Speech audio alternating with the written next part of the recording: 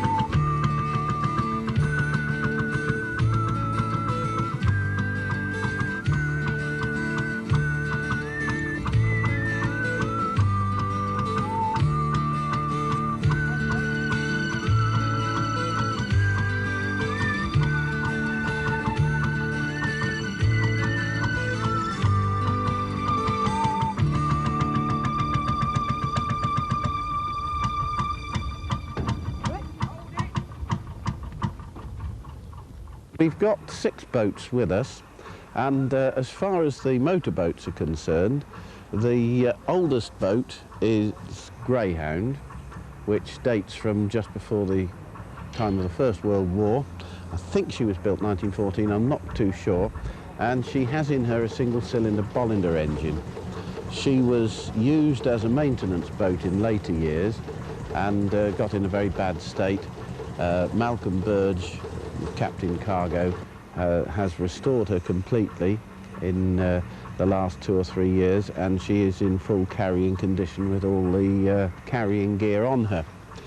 She's a type of boat that we call a josher.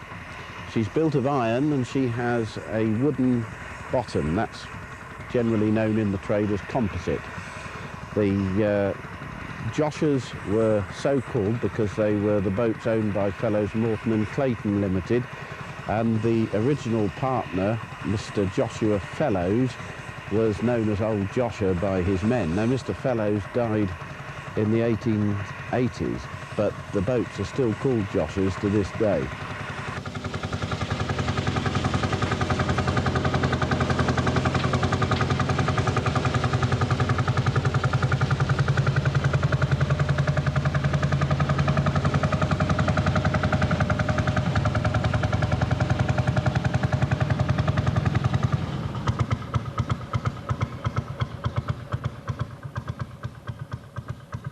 The second motorboat, Clover, is a rather more recent josher.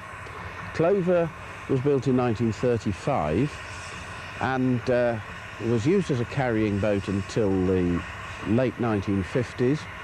Then in the 1960s she was more or less derelict and was converted by having a full-length cabin put on her.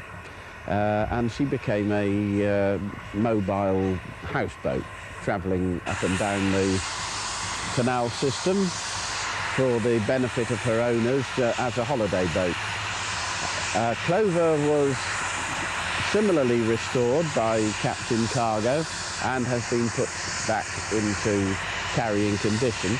The engine which she has is a much more modern engine. It dates from 1960. And it's a Lister HB2. It's an air-cooled engine as against a single-cylinder Bolinder engine, which is what Greyhound has.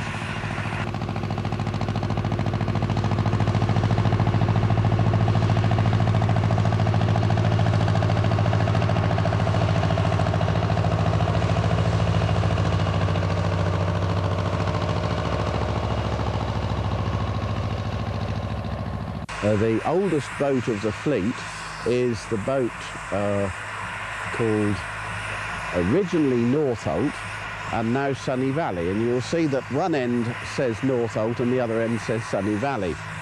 This is because Fellows Morton and Clayton sold her in the 1930s 30s, I think, very end of the 30s. She was sold to a firm called Samuel Barlow Coal Carrying Company Limited. And Samuel Barlow chartered this boat out for work on a film during the Second World War called Painted Boats. She was used by Ealing Studios and renamed Sunny Valley, I suppose because the producer thought that the name Sunny Valley sounded rather more romantic than Northolt. So as Sunny Valley, she became very famous because the Painted Boats in its day was a very famous film, and it was a very popular film, and it was one of the very first films in which ordinary people rather than character actors were used for the people doing their day-to-day jobs.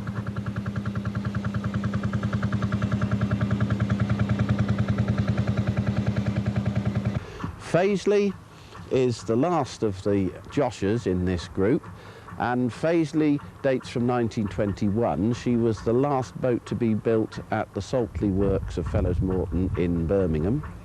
Again, iron construction with a fore-end cabin, and the fore-end cabin was a particular feature of some of these Fellows Morton and Clayton boats, because when families got rather large, the extra children were bundled up to the fore end and put in these little tiny cabins.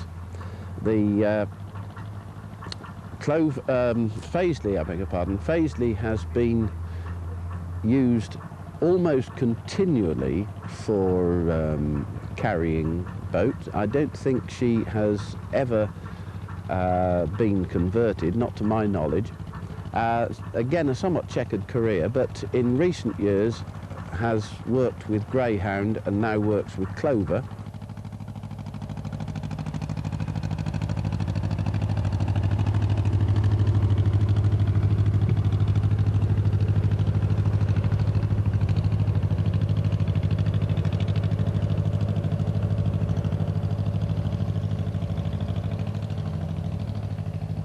The third pair of boats are not Fellows Morton and Claytons, they are Grand Unions. The motorboat Archimedes, which is owned by Albert Barnett, is what we call a small Woolwich. That means she was built at the yard of Harland and Wolff at North Woolwich in 1935. A star class for the Grand Union Canal Carrying Company. Harland and Wolff had the contract to build a large number of these boats, which are known by the boatmen as Woolwiches or Woolwigers because of where they came from. Archimedes was used as the length boat on the Northampton section until 1962 and was then converted into a tripping boat. She was bought by a brewery who turned her into a sort of floating pub. As such, she went under the name of John Barleycorn. John Barleycorn came to an end of its career in 1986, and it eventually was deconverted, and Albert bought her.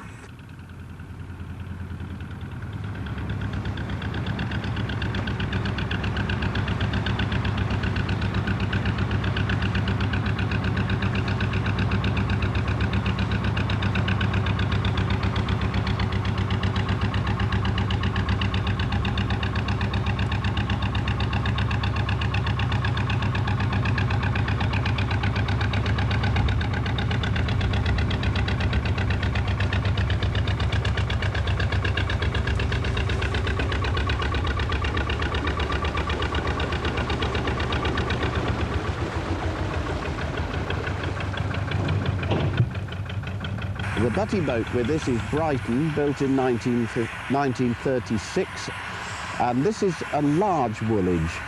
It's about a foot deeper in the hull than Archimedes. They were designed, these large boats, to carry very, very high tonnages on rivers, particularly down into the London dock system. Brighton has also never ever been anything other than a carrying boat. She was used for a while as a camper, but that means that she just had bunks put in the hold, but never converted. Latterly, she was used on a gravel carrying contract on the River Soar in the 1980s, and as such, she probably carried more in the 1980s than she carried in the whole of her career.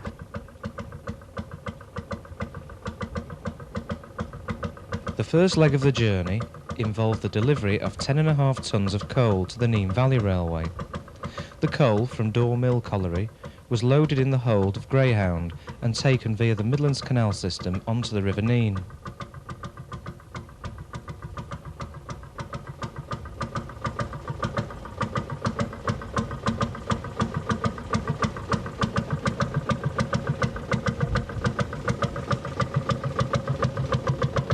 One of the problems with the River Nene is that although it's a broad waterway and for most of its course you can run abreast, that means with the butty tied beside the motorboat, there are a few places where you have to single out, and Fotheringay Bridge is one such example because it's got rather low arches. The curve of the arch is rather acute, and so it's a bit dangerous to try and shoot it abreast. That's a good way of losing your cans and chimneys. But the problem of on a river, of course, is making sure that the motorboat keeps ahead of the butty boat, which is why you don't try and single them out too often.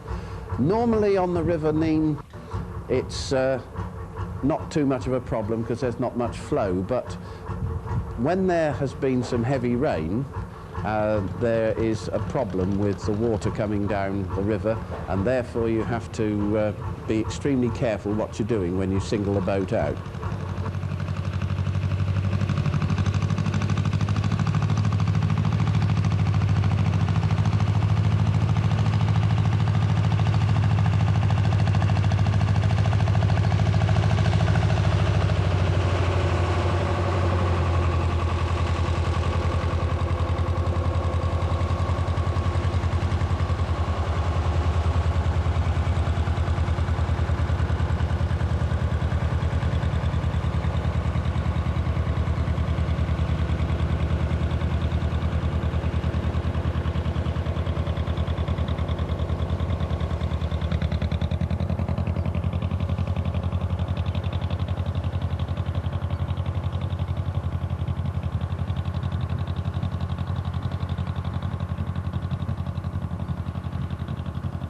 The interesting thing about the Nene is, of course, that the locks are designed to pass flood water, and therefore the bottom gate is not the standard mitred gate that you would find on the canals, but it's a guillotine sluice, which is wound up by means of a worm and nut gear, and they empty very, very quickly indeed.